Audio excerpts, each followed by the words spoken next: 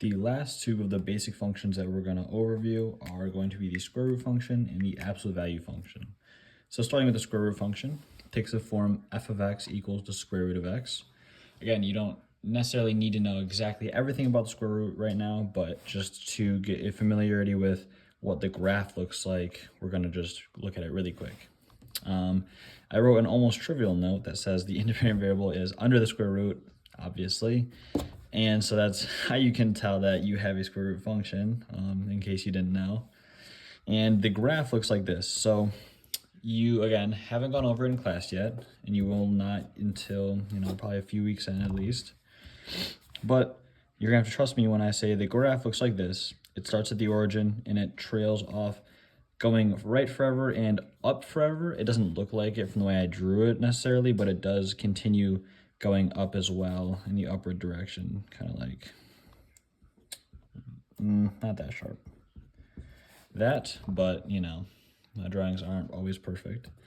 So finding the domain of this, well, for the domain, it's going to be all the x values that the graph has. And so we can see there's nothing over here that the graph exists for any negative x value.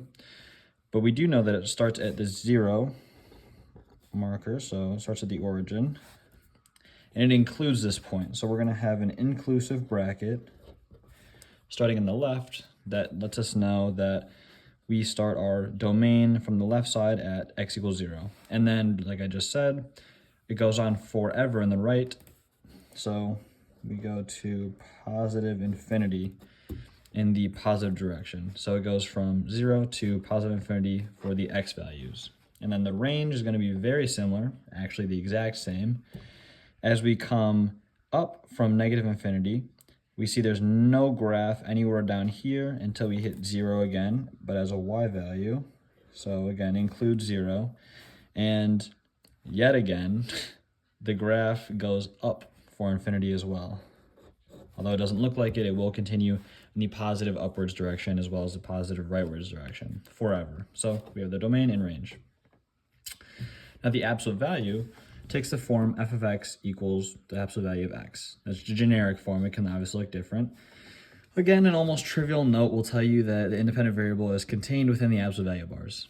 I would say that's fairly obvious, but the graph looks like this, almost like an upside down pyramid, or if you close this off, like an upside down triangle. But essentially just what that means is if you were to give it a value of, let's say, or plug in x equals 1, right there, then the absolute value of 1 is 1, and you get a point right here, that's 1, 1. And if you were to plug in x equals negative 1, the absolute value of negative 1 is also 1, so you get a point right here, negative 1, 1.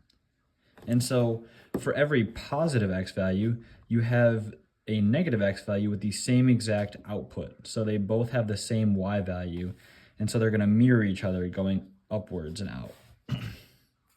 And these can be steeper or more, spread out if you multiply this by something. But again, this is just an overview, so we just want to know the generic shape, which is a V, essentially.